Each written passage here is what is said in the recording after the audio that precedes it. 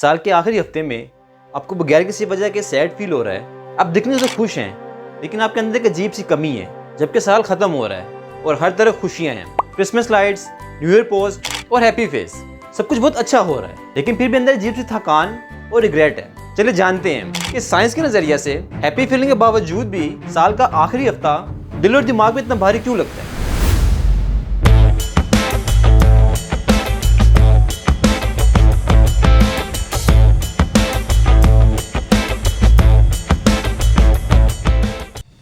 Human brain को ending बिल्कुल पसंद नहीं। जब भी कोई चीज़ खत्म होती है, चाहे फिर वो कोई मूवी हो, रिलेशनशिप या फिर पूरा साल, तो हमारा दिमाग ऑटोमेटिकली रिव्यू मोड पे चला जाता है और ऑडिट करना शुरू कर देता है। पिछले आप कॉन्शियसली ना भी सोच रहे हो, लेकिन आपका दिमाग साइलेंटली काम कर रहा होता है। वो अचीवमेंट को काउंट करता है और पुरानी मिस्टेक्स को एनालाइज करता है और आपको ये एहसास दिलवाता है कि मैं और बेहतर भी कर सकता हूँ। हमारा दिमाग जो साल के आखिरी हफ्ते में रिपोर्ट पेश करता है, इसमें इमोशंस होते हैं जैसे कि रिग्रेट, गिल्ट, प्राइड और डिसअपॉइंटमेंट। ये सब एक साथ मिक्स हो जाते हैं। इसलिए साल के आखिरी हफ्ते में आप बिना ज़्यादा काम किए भी थके हुए फील करते हैं, क्योंकि रिफ्लेक्शन मेंटल एनर्जी कंज्यूम करता है। यानी आप फिजिकली तो कुछ नहीं कर रहे, लेकिन दिमाग आपके अंदर साइलेंटली काम कर रहा है। ये प्रोसेस इमोशनली नेचुरल होता है और इन इमोशंस की वजह से आप भारी भारी फील करते हैं, जैसे आपने कोई इनविजिबल वेट कैरी किया हो। पूरा साल हम ज़्यादातर फ्यूचर में जी रहे होते हैं कि बस ये हो जाए, ये साल खत्म हो जाए, अगले साल सब कुछ ठीक कर लूँगा। और यही फ्यूचर की उम्मीद दिमाग को मोटिवेट करती है और डोपामिन रिलीज होता है। और ये डोपामिन वही हैप्पी केमिकल है जो हमें मोटिवेट करता है, जो हमें अंदर से कहता है चलो आगे बढ़ो,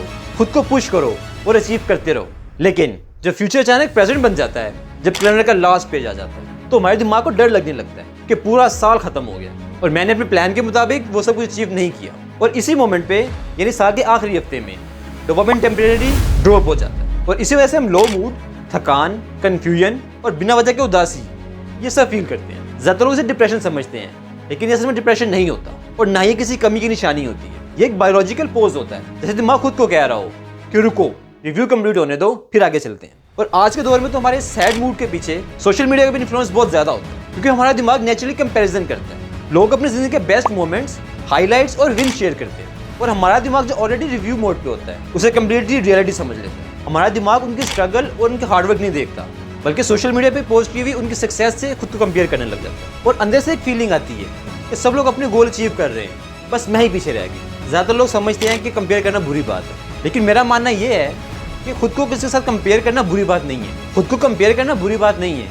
लेकिन गलत के साथ कंपेयर करना बुरी बात है। मसलन आप दूसरों की सक्सेस को अपने स्ट्रगल के साथ कंपेयर करते हैं, जबकि आपको अपने स्ट्रगल को उनके स्ट्रगल से कंपेयर करना चाहिए, ना कि उनकी सक्सेस के साथ। और इसी कंपैरिजन की वजह से आपको हैवीनेस और उदासी फील होती है। दरअसल साल के आखिरी हफ्ते में ऐसा फील करना हमारे लिए बहुत ज़रूरी भी है, क्योंकि एवोल्यूशनरी साइकोलॉजी के मुताबिक रिफ्लेक्शन सर्वाइवल का टूल है। जो पास्ट से सीखता है वही फ्यूचर में इंप्रूव करता है, क्योंकि हमारा दिमाग सिर्फ मूव ऑन करे और रुक के कभी सोचे ही ना, तो हमारी गलतियां रिपीट होती रहेंगी। इसलिए नेचर ने हमें ये पोज दिया है। लेकिन ज़्यादातर होता ये है कि हम अपनी इस फीलिंग से भागना शुरू कर देते हैं। जहाँ इस हफ्ते में हर तरफ खुशियाँ होती हैं, लाइटिंग होती है और शोर शराबा होता है, तो हम अपने अंदर की इस आवाज़ को दबाने की कोशिश करते हैं। इसीलिए हम हर तरफ हैप्पी इन्वायरमेंट और खुशियों को तरजीह देते हैं और दिमाग के इस रिफ्लेक्शन और ऑडिट प्रोसेस को ज़बरदस्ती इग्नोर करने की कोशिश करते हैं। यही वजह है कि हम हर साल अपनी मिस्टेक्स रिपीट करते हैं, क्योंकि जिस टाइम हमें पोज लेके अपनी गलतियों को एनालाइज करना होता है, उस वक्त हम अपनी खुशी को ज़्यादा इंपॉर्टेंस दे देते हैं। ज़्यादातर लोग ज़िंदगी में सिर्फ साल बदलते हैं, उनकी प्रोग्रेस नहीं होती। जैसे वो इस साल थे, अगले साल भी वैसे ही होंगे। इसका रीज़न यही है कि जब पोज के टाइम हमें अपनी गलतियों को एनालाइज करना था और खुद को ऑडिट करने का टाइम था, वो टाइम हमने इग्नोर करके दूसरे कामों में टाइम वेस्ट कर दिया। और अगर गलती एनालाइज की ही नहीं थी, तो हम अगले साल भी वही गलती रिपीट करेंगे और हमारी ज़िंदगी इसी में स्टक रहेगी। तो अभी आपके पास वक्त है, इस ऑडिट प्रोसेस को इग्नोर ना करते हुए अपने अगले साल के लिए रेडी हों। अपने पूरे साल को रिव्यू करें, आपने क्या कुछ अचीव किया है और क्या गलतियां की, ताकि आपके लिए नया साल फ्रेश और पर्पसफुल हो और इस साल में की हुई मिस्टेक्स नेक्स्ट ईयर में रिपीट ना करें। हो सकता है आपके दिमाग में एक सवाल आया हो, ये फीलिंग सिर्फ मेरे साथ ही क्यों है, बाकी सब लोग तो खुश हैं। लेकिन टू बी ऑनेस्ट, ये खुशी सिर्फ एक्सटर्नल खुशी है। तो जाहिर सब खुश लग रहे हैं, लेकिन अंदर ही अंदर इस वक्त सब ऐसा ही फील कर रहे हैं, यानी दिखने में खुश लेकिन अंदर से उदास है। इस साल के इन दिनों में आपके पास दो रास्ते हैं। या तो आप अपने इस नेचुरल प्रोसेस को यूज करके अपने सारे साल का रिव्यू करें और अपनी गलतियों को एनालाइज करके उनसे सीखें, यानी आपका अपकमिंग ईयर यानी 2026 इस साल से बेहतर हो। या फिर इस टाइम इस प्रोसेस को इग्नोर करके अपनी गलतियों को एनालाइज करके उनसे सीखने के बजाय अगले साल भी इन गलतियों को रिपीट करते रहें। चॉइस आपकी अपनी है। मैं नहीं जानता कि आपको ये बात पता थी या नहीं, लेकिन अब आपको पता चल गई है। अब आपकी जिम्मेदारी है कि आप इस वीडियो को अपने सब दोस्तों के साथ शेयर करें ताकि वो भी इस ऑडिट प्रोसेस को समझकर अपने फ्यूचर को बेटर बना सकें। और अगर आपको आज की वीडियो पसंद आई है तो इसे लाजमी लाइक करें और इस तरह के सेल्फ बिल्डिंग कॉन्सेप्ट को समझने के लिए सब्सक्राइब बनाएं।